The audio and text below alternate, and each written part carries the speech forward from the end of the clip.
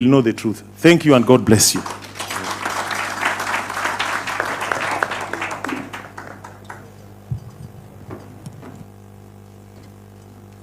Another round of applause for the Honorable Babu Owino. Now, at this particular stage, we are going to go thematic. We will hear from members of parliament present here, from Governor Orengo and Senator Ososi.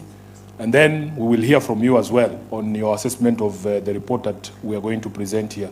So, Honorable Babu, let's start with you. You have 5 minutes, and then we invite the next colleagues. Thank you very much, SG. God is good. All the time. And all the time. God is good. Thank you. And about the 10-point agenda that was purportedly released yesterday, I want to say that that was just a mere PR exercise. Everything that was released yesterday was all gibberish. It was all balderdash. It was neither important nor detailed. The detailed parts were not important, and the important parts were not detailed. I want to talk about a few issues that I saw. Issues revolving around the 10-point agenda points to a specific thing. Jobs, jobs, jobs. Jobs for the youth, jobs for our women, jobs for our men. This nation, we were promised jobs, that we would get jobs to a tune of around 1 million jobs annually, per year. What are we seeing in return? Just PR exercise. With the issue of the jobs, because of lack of jobs, the youth are going on the streets. Because of lack of jobs, our people are suffering. People are opposing this government simply because there are no jobs that we are supposed to give to our youth, men and women in this country. We look at the important things that must be done by this government to create jobs, and they haven't considered any of them. For us to have serious jobs in this nation, we must industrialize. There must be an industrial revolution, industrialization. But the capacity, when we talk about energy as a part of the infrastructure that we have in this nation, the electricity that we produce in this country, the cost is so high. We only produce around 3,800 megawatts that cannot support industrialization in this country. Then the president was telling us that by the year 2040,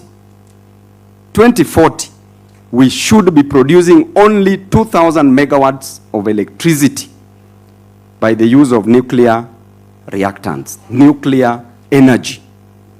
Meanwhile, our neighbor here in Ethiopia, in 2025, launched the Grand Ethiopia Renaissance Dam. That dam alone is producing 5,150 megawatts of electricity. Kenya itself is importing 400 megawatts of electricity from Ethiopia. That dam contains 74 billion cubic meters, the capacity, and was constructed at a cost of only 4.8 billion US dollars. Then we are being told that in the year 2040, we are expecting nuclear energy at a cost of 500 billion Kenya shillings. The cost, the housing that we are doing, affordable housing, per year we are spending 120 billion Kenya shillings. In 5 years, we'll be spending 600 billion Kenya shillings. Meanwhile, affordable housing is a private good, and the role of a government is not to participate in provision of private goods, but to facilitate consumption of merit goods like education and health, and also provide public goods like roads. So you wonder, where is our priority? Where did we go wrong as a nation? That what we want to achieve in 2040, Ethiopia has already achieved in 20 by 2025. So therefore, when it comes to issue of handling jobs in this nation, we are not ready. Electricity is very costly in this nation as compared to East African countries. So without that proper energy as part of the infrastructure, we cannot create jobs. And because of that, the youth will continue rising, and the youth will continue demanding for what is rightfully theirs. Lastly, on the issue of the public debt, we were being told so many things about public debt. Everything that was mentioned about public debt yesterday is completely out of place, is completely mere statements of puff and misrepresentation of facts.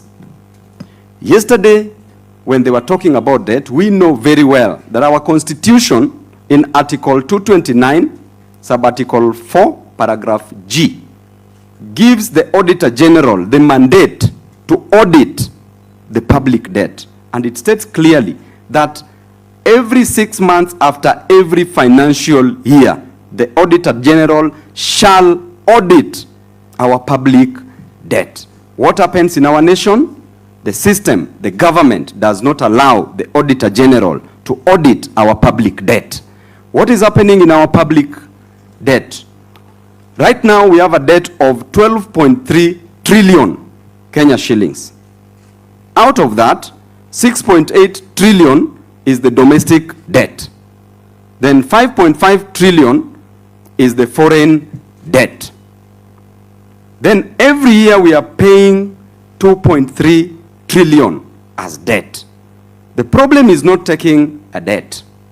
We all know all this from the economists who are here, that a debt is not a problem. But what you do with that debt is what is the problem.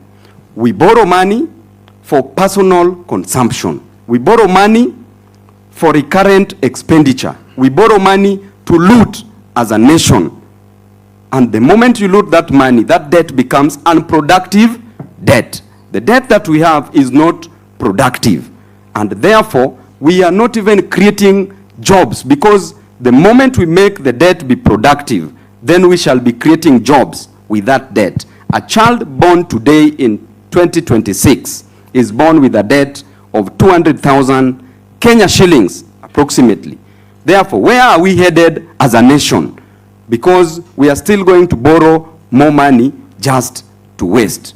And therefore, my scorecard on a scale of 0 to 10, I want to say that the government has scored -1. Thank you. Thank you, Honorable Babu.